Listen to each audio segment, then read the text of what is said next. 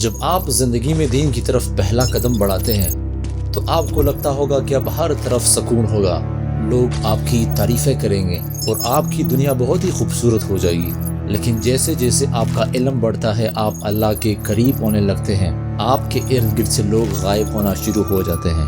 آپ کے پرانے دوست، آپ کی محفلیں، یہاں تک کہ آپ کے گھر والے بھی آپ کو عجیب یا بدلا ہوا سمجھنے لگتے ہیں۔ یہاں ایک گہرا اور تکلیف دہ سوال پیدا ہوتا ہے، اللہ کے راستے پر چلنے سے انسان اکیلا کیوں ہو جاتا ہے؟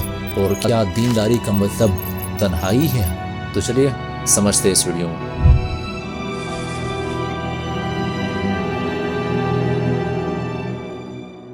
اللہ کے راستے پر چلنے سے انسان اکیلا کیوں ہو جاتا ہے؟ کیا دینداری کا مطلب تنہائی ہے؟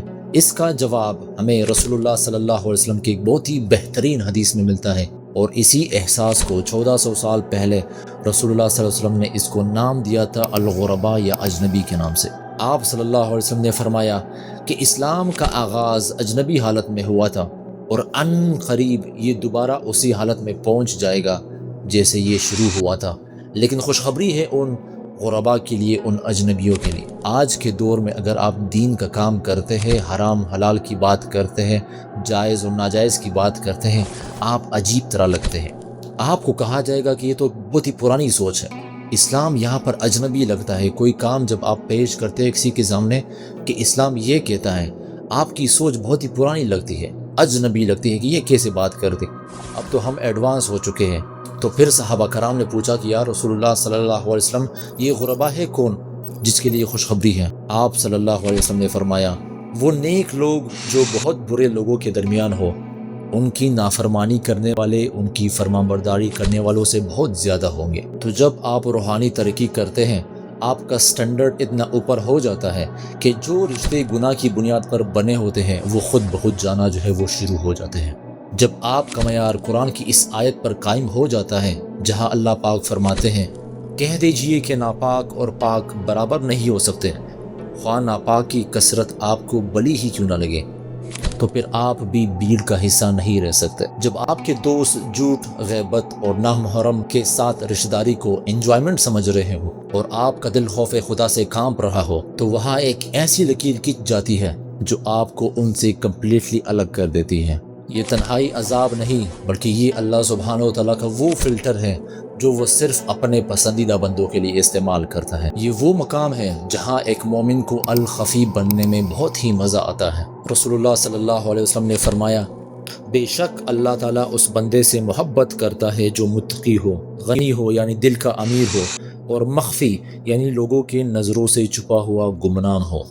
امام الجوزی رحمہ اللہ اپنے ایک مشہور کتاب سید الخاطر میں فرماتے ہیں، اگر تمہیں مخلوق سے وحشت تنہائی محسوس ہونے لگے تو جان لو کہ اللہ تمہیں اپنے ساتھ مانوس کرنا چاہتا ہے۔ جب دنیا آپ کو چھوڑ دیتی ہے تو عرش والا آپ کو تام لیتا ہے۔ حضرت سفیان ثوری رحمہ اللہ فرماتے ہیں، اگر تم اس زمانے میں ہو جہاں لوگ نیکی کو برا سمجھے تو تنہائی کو اپنی ڈال بنا لو۔ اگر دین کے راستے پر چلنے سے آپ کو اکیلا پن محسوس ہو رہا ہو، آپ کو لگتا ہے کہ آپ کا کوئی ہم خیال نہیں ہے، تو یاد رکھیے کہ آپ اکیلے نہیں ہیں۔ آپ تاریخ کے اس قافلے کا حصہ ہیں جس میں انبیاء، شہداء اور صدیقین شامل ہیں، جنہیں ان کے اپنے دور میں پاگل، اجنبی اور جادوگر کہا گیا۔ کفار مکہ جب صحابہ کرام کو دیکھتے تو وہ کہتے، انؤمن کما آمن السفہاء، کیا ہم ان پاگلوں کی طرح ایمان لے آئیں؟ یہی چیز اگر آپ آج اس وقت دنیا میں دیکھتے ہیں نا، آپ کوئی چیز قربان کر لیتے ہیں اسلام کے لیے، حرام کمانے میں پیسے زیادہ ہے لیکن آپ چھوڑ لیتے ہیں، آپ کو کہیں گے یہ تو پاگل ہے۔ وہاں پر بھی اسی طرح ہوا کہ جب کوئی صحابی اپنی دولت، اپنا کاروبار جو ہے وہ صرف اس لیے چھوڑ لیتا کہ وہ مدینہ جا کر رسول اللہ صلی اللہ علیہ وسلم کے ہاتھ پر بیعت کرے یا ہجرت کرے، تو لوگ ان کو پاگل کہتے تھے کہ یہ اتنا کاروبار صرف اور صرف اسلام کے لیے چھوڑ رہا ہے۔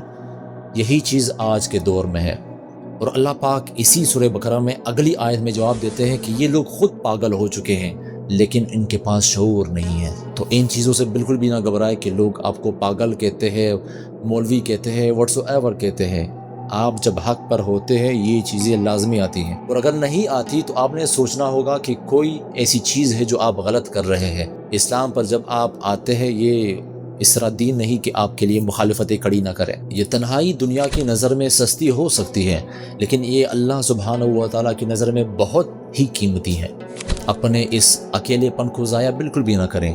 اللہ سے بات چیت اور گفتگو کا ایک ذریعہ بنائیے۔ جب دنیا کی محفلیں چھوٹ جائیں تو رات کے اندھیرے میں اس ذات سے دل کی باتیں کرے جو دل کے بیت کو جانتی ہے، کیونکہ رسول اللہ صلی اللہ علیہ وسلم نے یہی چیز فرمائی کہ الغرباء کے لیے ہی خوشخبری ہے۔ جو لوگ اس طرح اجنبی ہو جاتے ہیں انہی کے لیے خوشخبری ہے کہ وہی لوگ کامیاب ہو چکے ہیں۔ اللہ کے ہاں گمنام ہونا اس دنیا میں مشہور ہونے سے کروڑوں گنا بہتر ہے۔ تو انشاءاللہ ہمت برقرار رکھیں گے۔ جزاک اللہ خیر۔